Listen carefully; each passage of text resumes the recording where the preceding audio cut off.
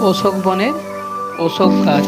তাই রঘুকুল নন্দন রাজা রাম, পতিত পাবন সীতারাম।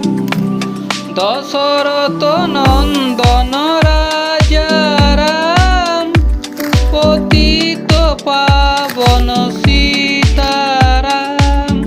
মঙ্গল বরষণ রাজা রাম, পতিত পাবন সীতারাম।